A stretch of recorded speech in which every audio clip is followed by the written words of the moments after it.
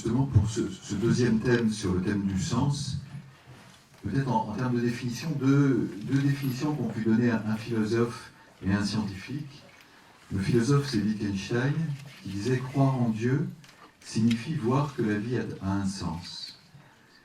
Et Albert Einstein, pour sa part, disait que être religieux, c'est avoir trouvé une réponse à la question « Quel est le sens de la vie ?» Alors, Paul va nous lire un second extrait de son livre, qui fait un peu la transition entre la question de la souffrance et la question du sens, c'est-à-dire la souffrance comme une perte totale du sens. Hein.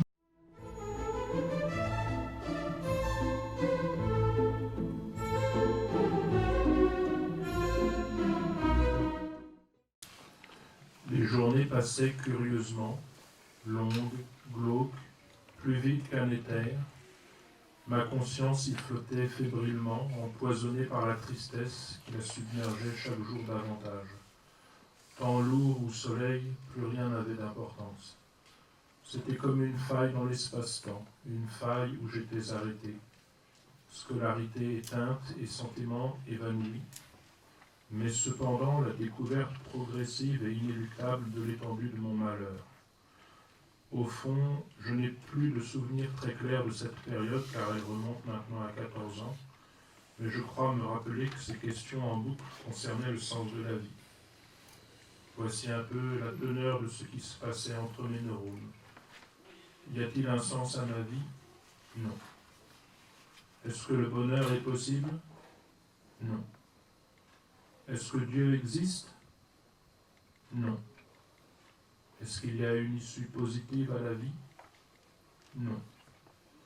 Se peut-il que je me trompe dans mes réponses? Non. Est-ce que ma situation peut s'arranger? Non. Se peut-il quand même qu'il y ait un sens à ma vie? Non. Tout tournait ainsi en moi dans les synapses obnubilées. Puis ce fut l'apparition des premières voix. Seulement j'étais tellement d'accord avec elles qu'elles me paraissaient normales, logiques, faisant partie intégrante de mon système de pensée. Et elles me disaient « Tu es moche, tu es bête, tu n'as aucun talent, personne ne t'aime, suicide-toi ». Et tout cela s'est mis à faire un affreux tintamarre dans mon cerveau. J'avais l'impression que j'allais exploser.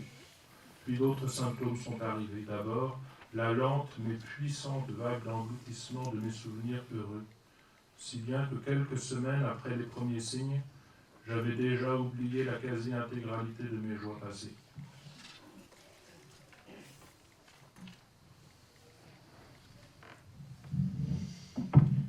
Et donc ce texte de Paul qui fait vraiment un parallèle très étroit entre ce dont parlait Michel tout à l'heure, la néantisation de la personne et le sens, dans quelle mesure ce qui s'est passé par la suite dans votre parcours a modifié cette question du sens? Où en êtes-vous aujourd'hui de la question du sens?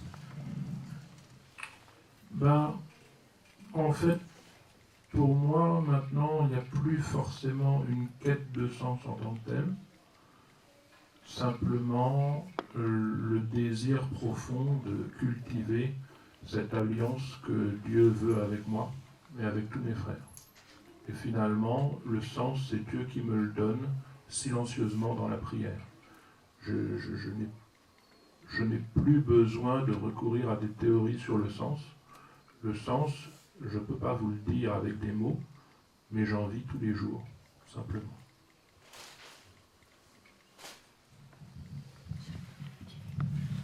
Merci Paul.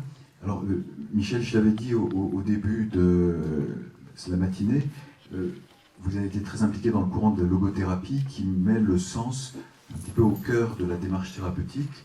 Est-ce que vous pouvez nous en dire un petit peu plus, et notamment sur la question de la réception du sens?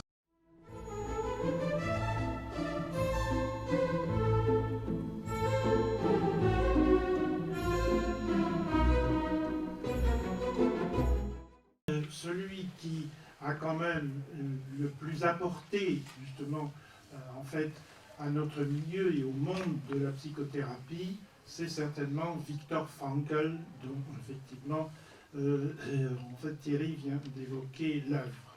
Et je vais vous en dire un mot, car effectivement c'était très important pour la compréhension justement de toute cette question du sens de la vie et du rapport entre le psychique et le spirituel. Alors Viktor Frankl est un auteur viennois, un psychiatre viennois, qui a commencé une carrière normale, mais qui en 1938 a été cassé de ses fonctions de chef de clinique et en 1942 a été déporté à Auschwitz en tant que juif. Et donc très tôt, lorsqu'il a effectivement vécu toute cette horreur d'Auschwitz, il le décrit dans un de ses livres, dont je vous donnerai le titre tout à l'heure. Il prend conscience que les personnes autour de lui, les personnes qui survivent, en fait, véritablement, qui ne se laissent pas mourir, ce sont les personnes qui continuent de trouver un sens à leur vie. Et cela, il découvre cela à Auschwitz au cours, justement, avec ses camarades, car il est au travail forcé, mais il vit effectivement tout cela. Et il essaie lui-même à Auschwitz déjà de faire des groupes de parole, en fait, de prendre, alors de façon clandestine, bien sûr, en fait.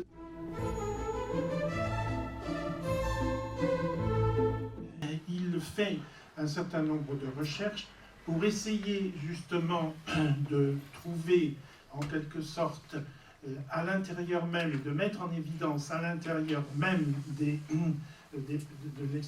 troubles psychiques des personnes, qu'il s'agisse des dépressions, qu'il s'agisse de tout le problème de tentatives de suicide, des addictions, de l'alcoolisme, également dans certaines psychoses délirantes, plus chroniques, et il va effectivement mettre en évidence finalement en fait le vide existentiel d'un certain nombre de personnes, et il va dire effectivement en fait remettre en évidence justement cette vacuité existentielle qu'ont les personnes, dans la mesure où ils mettent en évidence justement la perte de sens ou l'absence même de sens de la vie chez beaucoup de ces personnes. Et il va à ce moment-là en fait travailler également dans la psychothérapie et mettre au point justement le courant psychothérapie qu'on appelle la logothérapie, qui est le troisième courant de psychothérapie de Vienne, en fait. Le premier est ensuite Freud, le deuxième Adler, et le troisième celui de Viktor Frankl. Donc, et il va en même temps, en fait, qu'il travaille, mettre au point justement cette orientation psychothérapique, où il s'agit en fait justement, dans le cadre de la psychothérapie, de permettre aux personnes d'exprimer toutes leurs frustrations existentielles, toutes leurs difficultés à trouver le sens de leur vie, que ce soit par la parole, que ce soit dans l'étude des rêves, etc.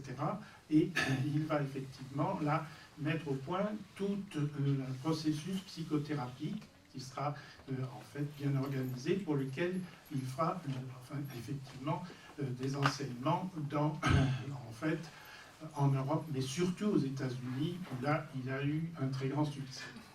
Alors il s'agit effectivement d'aider, il insiste bien, d'aider les personnes finalement elles-mêmes à trouver un sens à leur vie, à le trouver en fait elles-mêmes, que par en fait ce qu'on va appeler avec lui, ce qu'il a appelé lui-même l'inconscient spirituel. En ce sens que finalement, ce qu'il veut dire par là, c'est que finalement il y a d'une part un inconscient classique qui est fait de pulsions, en fait justement de toutes les pulsions que l'on peut bien connaître et justement et mettre en évidence dans les relations avec les personnes. Et puis il y a cet inconscient qu'il appelle attractif, c'est-à-dire que les personnes sont capables d'être attirées inconsciemment et puis consciemment par des valeurs en fait qui sont en quelque sorte de trois types. Il y a ce qu'il appelle l'inconscient esthétique, c'est-à-dire qu'il y a en nous, en chacun finalement, profondément enfoui, finalement, le sens de l'esthétique et un désir d'esthétique. Il y a l'inconscient éthique. Alors là, c'est toute la morale, enfin toute la dimension morale qui est effectivement en fait en jeu dans l'inconscient, et l'inconscient religieux. Et ces trois formes d'inconscient constituent ce qu'on appelle avec lui l'inconscient spirituel, en fait. Et cet inconscient religieux va effectivement en fait s'exprimer de façon très diverse. Il est souvent enfoui par les personnes, mais si on écoute bien en fait le discours de ces personnes, on va pouvoir leur permettre justement de prendre conscience à un moment donné qu'il y a finalement des étincelles, finalement des pépites de vécu religieux qui sont capables de s'exprimer et qui ont été enfouis par la suite. Et tout cela donc, c'est un travail effectivement en fait de psychothérapie. Et pour terminer, cela, on peut préciser quand même en fait avec lui ce que signifie découvrir le sens de la vie, parce qu'au fond, en fait, ça peut être bien vague, en fait. Et lui, Viktor Frankl, l'a beaucoup défini finalement.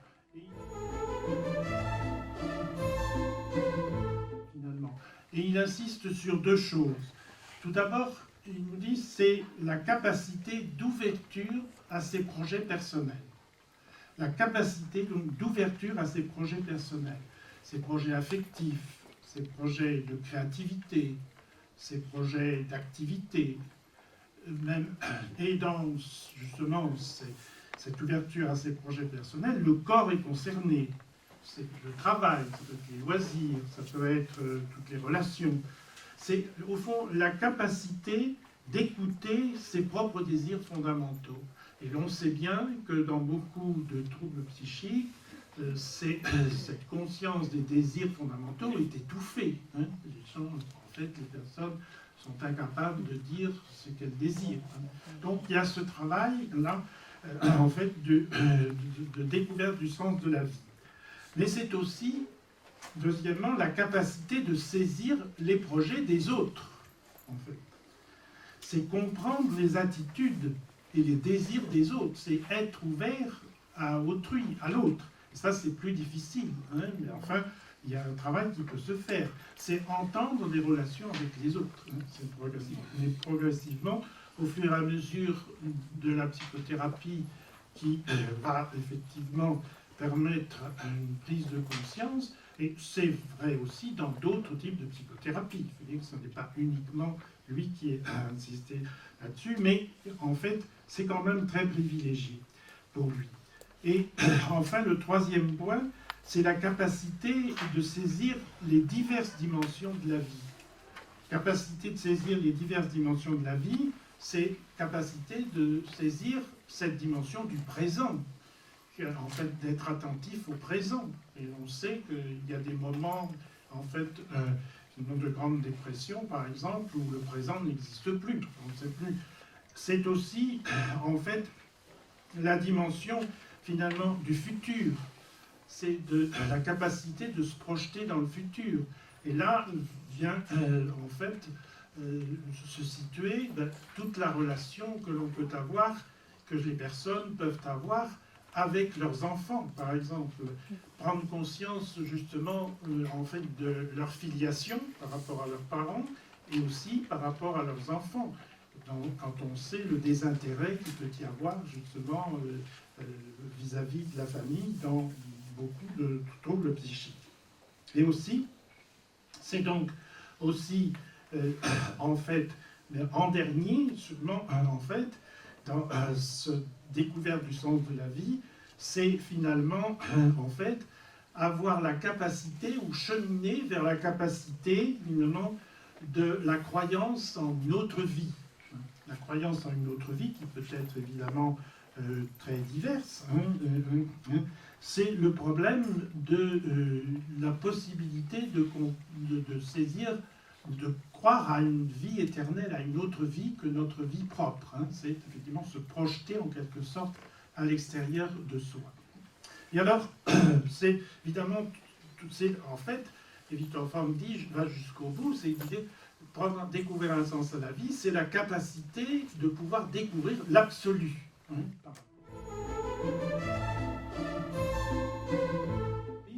ne s'agit pas d'être un directeur de conscience, il s'agit de se situer en découvreur finalement de toute la richesse en fait spirituelle qu'il y a en chacun, qu'il y a chez des personnes et qui sont finalement obstruées par les troubles, le problème. Donc il y a effectivement une grande respect justement de les croyances et finalement des perceptions des autres. Et le deuxième point, c'est qu'il n'a pas en fait, il ne préconise pas une méthode particulière en soi. C'est pas ce qui est important, en fait, c'est le sens que l'on va donner à la méthode. Par exemple, il y a sa principale méthode, c'est quand même la relation à deux dans la parole, la classique psychothérapie, mais il utilise aussi, par exemple, tous ces aspects dans la relaxation et par l'intermédiaire du corps, et également dans les psychothérapies de groupe, où là, effectivement, si en fait on laisse les personnes s'exprimer sur ce point de vue-là, dans les psychothérapies de groupe, ces aspects de l'inconscience spirituelle peuvent apparaître, et d'autres méthodes également.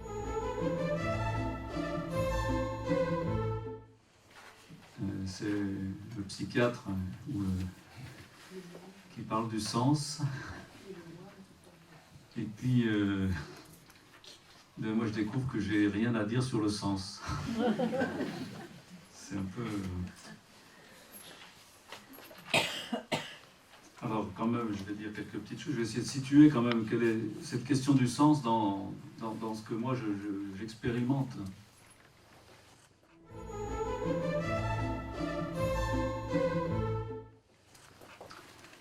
Je crois que c'est une question pour l'intelligence. Alors évidemment, ça recouvre d'autres domaines. On voit que l'expérience est concernée, le sens du présent, du passé et du futur. Voilà, ça c'est, il y a bien une réalité du sens.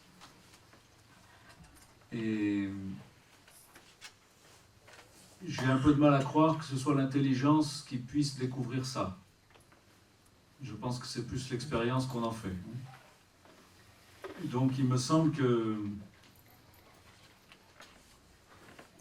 tourner autour de la question du sens, qu'on soit malade ou pas malade d'ailleurs, est un peu une manière de tourner en rond. Mais voilà, ça c'est le point de vue d'accompagnateur spirituel.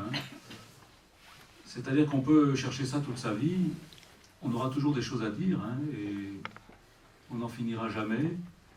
Et là, comme l'a dit le docteur, et à un moment, il faut que ça débouche sur une prise de conscience du fait qu'on vit là au présent. Et comme je crois le disait Paul, si j'ai bien compris, à partir du moment où on vit dans le présent, la question du sens n'a plus du tout la même acuité. Et le chemin, finalement, va se confondre avec la vie et avec la vérité, et on retombe sur Jésus-Christ une fois de plus, où finalement, le sens de ma vie, c'est le sens de la marche derrière Jésus-Christ, ou à sa rencontre.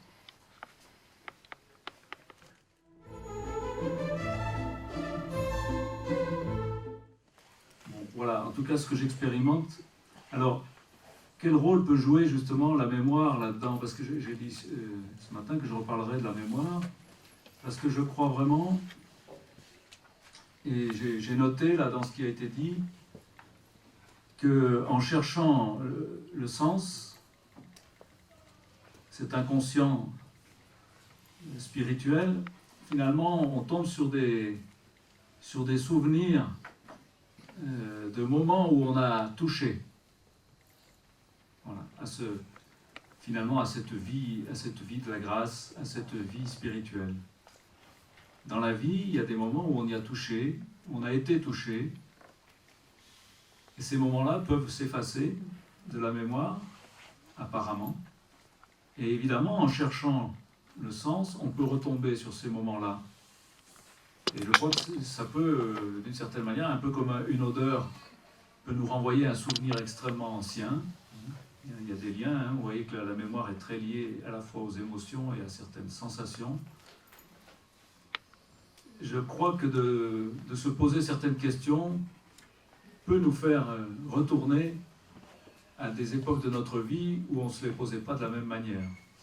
En tout cas, l'enfance est beaucoup plus simple à ce point de vue-là.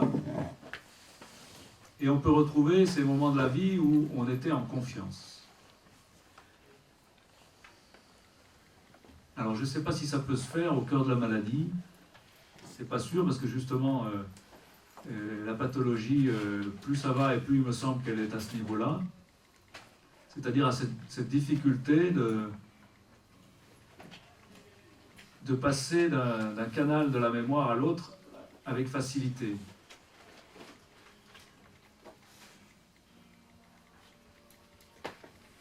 On peut être tellement pris par ce qui nous arrive maintenant qu'on en oublie. Et là, dans l'Écriture sainte, on retrouve ça.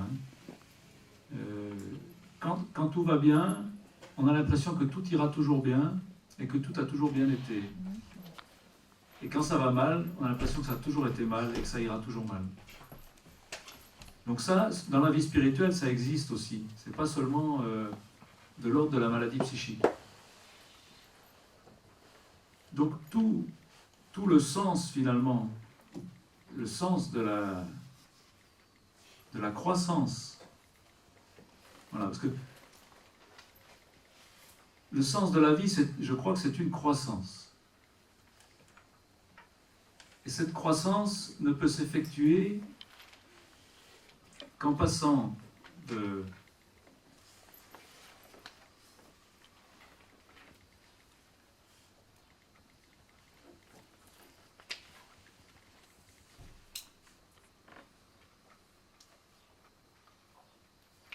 l'influence que je subis de la part des éléments extérieurs ou intérieurs, par exemple le temps qu'il fait. Si je suis très impressionnable, le temps qu'il fait va pouvoir me paralyser et tous les projets que j'avais pour la journée vont s'effondrer parce qu'il ne fait pas beau. Si je grandis, je mets une distance, ou une distance peut se mettre entre le temps qu'il fait dehors et mes projets pour la journée. Et je vais pouvoir déterminer quels sont les projets que je dois abandonner parce qu'ils étaient réellement dépendants du temps. Si c'est bêcher son jardin, par exemple, ça peut être dramatique de le faire s'il pleut trop. Et puis les projets que je vais pouvoir quand même mener à terme. Et à partir de ce moment-là, vous voyez que c'est les différents plans dont il a été un peu question qui se mettent en place. Et là, il peut y avoir voilà, on peut parler de sens aussi à ce niveau-là. C'est-à-dire qu'il y a un sens dans lequel je peux progresser à l'intérieur de moi-même. Je ne suis pas obligé de tourner en rond. Je peux partir de ce qui est essentiel et puis ensuite traiter ce qui est moins essentiel. Je peux aussi partir de ce qui est moins essentiel mais qui est beaucoup plus présent à moi, par exemple ce que je ressens, pour l'exprimer, pour y être vraiment présent et cheminer vers ce qui est le plus important dans ma vie en général. Ça, je vous parle de choses qui peuvent se faire dans un travail spirituel. Pour une personne malade, c'est très difficile de savoir dans quelle mesure ce travail-là est possible. Parce qu'il y a des obstacles qui se présentent et qui font qu'on va se remettre à tourner en rond. Alors évidemment, l'aide extérieure, dans ce cas-là, peut être vitale. Soit parce que des personnes autour de moi m'indiquent ce chemin de ce que j'appelle toujours pareil, le bon sens, qui ne disparaît jamais complètement, mais qu'on a besoin de retrouver chez ceux qui nous entourent. Soit par le traitement qui, lui, va couper un petit peu cette circulation en continu, intérieure, qui ne débouche sur rien. Donc on va en quelque sorte handicaper l'imagination. Des personnes qui disent qu'elles ne rêvent plus, qu'elles ne sont plus capables d'imaginer, mais qui va leur permettre de retrouver finalement un certain bon sens. Des choses simples.